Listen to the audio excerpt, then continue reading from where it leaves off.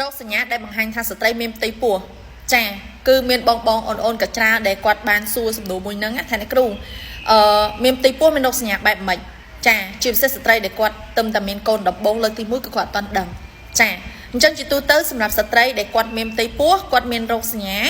ចាចាប់ពីគាត់មានអាយុកូនចាប់ពី4សប្តាហ៍ឡើងទៅគាត់ចាប់ដើមចាញ់ហើយចាប់ដើមធ្វើទុកអីចាប់ដើមមានអាការៈមួយចំនួនដែលសង្ស័យហើយចាដូចជាទី1ចាគឺគាត់មានអារម្មណ៍ថាចង់ក្អួតចង្អោរវិលមុខឈឺក្បាលចង់តែសម្រាកចាអស់កម្លាំងលហិតលហើយឃ្លានញ៉ាំតែម្ជូរចាខ្ពើមញ៉ាំបាយចាឲ្យដៃគូគាត់នៅចិត្តជួនកាលស្វាមីបើគាត់នៅចិត្តគាត់ខ្ពើមប្តីទៀតចាចេះតែចង់ក្អួតចេះចង់ចង្អោរអត់ស្រួលខ្លួនទេហើយរៀងមួម៉ៅរៀងធុញថប់ទៀតចានឹងទី1ណាទី2ចាគឺស្ត្រីអត់មករដូវទេ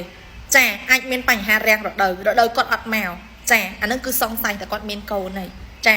ទី3គឺស្ត្រីឡើងដើមទ្រូងគឺគាត់មានអាការៈមួយឈឺដើមទ្រូង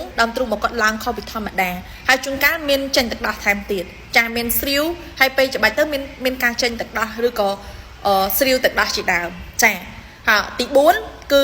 ស្ត្រីមានពិបាកក្នុងការបត់ជើងពិបាកក្នុងការបត់ជើងតូចហើយក៏ពិបាកក្នុងការបត់ជើងធំដែរបត់ជើងតូចរៀងញឹកឬក៏បត់ជើងធំមករៀងក្តៀនពិបាកក្នុងការបត់ជើងធំចានេះគឺជារោគសញ្ញាដែលស្ត្រីចាចាញ់កូនចា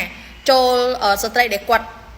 បានរដូវមួយខែអាយុកូន4សប្តាហ៍គាត់នឹងមានបង្ហាញទៅលើរោគសញ្ញាទាំងអស់ហ្នឹងអញ្ចឹងបើសិនជាគាត់មានទៅលើរោគសញ្ញាទាំងអស់ហ្នឹងមានសង្ស័យតែគាត់មានកូនហើយអញ្ចឹងបងអូនដែលគាត់មានដៃគូ